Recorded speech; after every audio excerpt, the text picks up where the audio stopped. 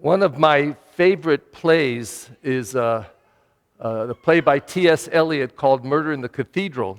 It's about St. Thomas à Becket. And Thomas à Becket was not even a Christian, I don't think, but he was the king's favorite and best servant in all of his land. He trusted him more than anything because he was a man of very high ideals. He kept his word. He died for the king, and he said it. So the archbishop, who was very powerful, also died, and the king wanted Thomas à Becket to become archbishop. He said, I don't even believe in God. Don't worry, I'll call the pope and I'll take care of everything. So he was rapidly ordained a deacon, then a priest, and then a bishop. He became archbishop. But he begged him, don't do that, because if I have to believe in God and then do what the church says, then I may become your enemy. He said, oh, don't worry, Thomas, you'll love me always. Well, he didn't. He changed. And he became faithful to the church, and they became mortal enemies. So Thomas à Becket knew that the king wanted to kill him. He knew it. So he fled to France. This is all historical, by the way. So he fled to France. But somewhere along the line, he began to realize, what am I doing? I'm the archbishop in England. I have to go back to my people. That's what I'm supposed to do, even if I have to die. But the way T.S. Eliot, all of that's historical, but this part was his own creation. Just like when Jesus was in the desert fasting for 40 days and 40 nights, the devil came and tempted him 3 times. So T.S. Eliot writes the story so that 3 visitors came to tempt Thomas à Becket with wealth, with comfort, whatever. Now, in the story, Thomas à Becket gets it. He says, like Jesus had 3 visitors, I've had 3 visitors too. But then a 4th visitor comes that he wasn't expecting. And this is what he says to him. He says, Thomas, just think of it. You know that the king hates you now. You know that the king wants to kill you. And you know that you have to go back to England. And you will be murdered by the king or his men. But think of it this way. Hundreds of years from now in the future, when everyone has forgotten which king this was, Henry, George, 1, 2, 3, 4, whoever, I don't remember myself. He said, when they've forgotten which king did this to you, they will be kneeling at your grave because you will be a saint and martyr of the church. You will be famous forever. Wow, that's quite a temptation, to be famous forever. It's been over 800 years. We pray every year on the feast of St. Thomas à Becket. So the author, T.S. Eliot, writes this then, and I think it's the narrator's voice. He says, the last temptation is the greatest treason, to do the right thing for the wrong reason. Yes, that is so good. The last temptation is the greatest treason, to do the right thing for the wrong reason. Now in life, we try to do right things for right reasons. And when we get it right, when we do the right thing and we do it for the right reason, that's really good. What's not so good is to do the wrong thing for the right reason. And people do that sometimes because they're ignorant. They do something they shouldn't do, but they think it's right. So you can't belittle them or anything because they're trying at least. But what you really don't want to do is the wrong thing for the wrong reason or the wrong way. I'll give you an example. I go in to rob a 7-Eleven, but I'm wearing the name of my company and my full name on my shirt. That's really dumb. The wrong thing for the wrong reason. You'll definitely be caught. But as T.S. Eliot writes it in his play, to do the right thing for the wrong reason. I really agree with it, but then I ask, why would Jesus tell a story about doing the right thing for the wrong reason? He says he went into this house, and the Pharisee's house, a wealthy man, and all these other wealthy people were there, and they were watching Jesus because they were always trying to catch him on something. But Jesus was noticing, it says, something about their behavior.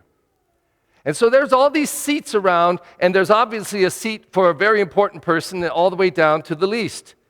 And people were coming in saying, I got to get in that seat. I got to have the best seat. He's noticing this. So, like the good teacher he was, he starts to teach them. And he tells them a little parable. And he says that, when you go to a feast, You shouldn't go to the most important seat, the best one. Because what if somebody more important than you comes? And then the master of the house has to say, excuse me, there's someone more important than you. Would you please follow me? Come down here. Here's the lowest seat. I've reserved it for you. Ay, qué vergüenza. I mean, OMG, that's about as embarrassing as you can get.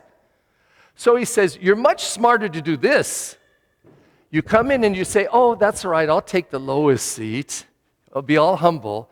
And then the master of the house says, no, you're very important. Please come up to the best seat.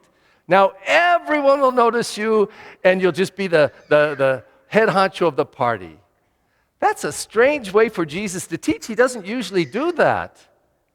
But then he goes deeper, and he turns now to the head of the household, to the Pharisee that invited him. He said, because he noticed what was going on, and he said this, look at, when you invite people to a big banquet, don't invite your brothers, your friends, your wealthy neighbors, people who can pay you back. Rather, go out and invite blind people and lame people and people who can't see, can't hear, people who are paralyzed. Bring them in because they can't repay you. Don't you get it? If they repay you, you got your payment there, but if they can't pay you, God will repay you. And even in this story, it seems like, is that the right thing for the wrong reason, looking for payment? But I'll tell you why I think it is so. One of the titles that they used for Jesus so often was teacher. Teacher. Now, we've got all our teachers here today, but I want anyone who has taught in school at any level, public school, Catholic school, right now or in the past, raise your hand. All teachers. All teachers. More? All teachers. We got a lot of teachers here. Oh, very good, very good. Tell me if I'm correct. I think I am. When you're teaching, you want to get a truth across. You use whatever it takes.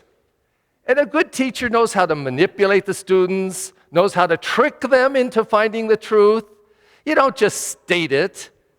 So Jesus was trying to teach this. Humility is really important. To be humble in your spirit, in your heart, is really important for a healthy spirit. You got to be humble. Boring.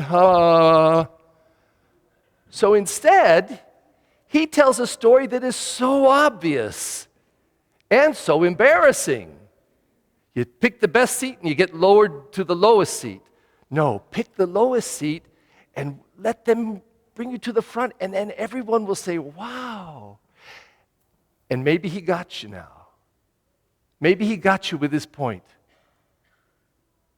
And if it takes that to experience being humble and then being raised to something higher, once you get it, you get it.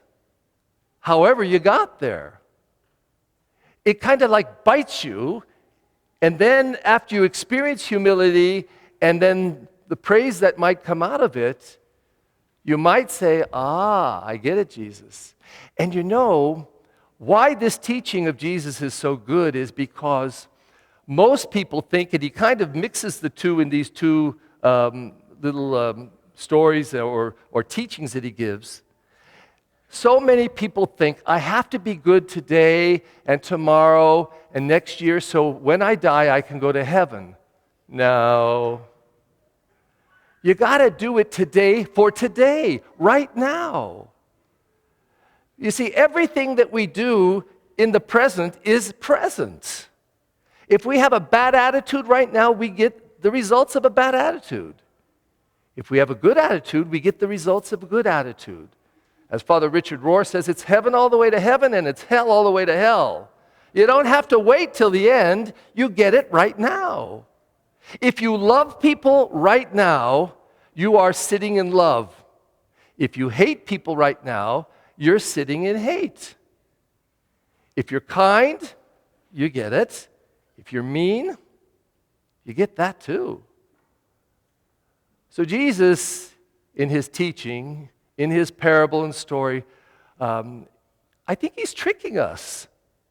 He's tricking us into asking this question, is it really better to be humble, to have a humble spirit? And everything that Jesus ever taught would say that. The first shall be last, the last shall be first. Be a servant to all. Put everyone before you. Jesus held this teaching up as not just central, but as a very high ideal. Learn how to serve. Learn how to love others always. And if something gets in the way and there's anger and hurt, learn to forgive. Because when we learn these gifts, these spiritual gifts, our lives really become alive.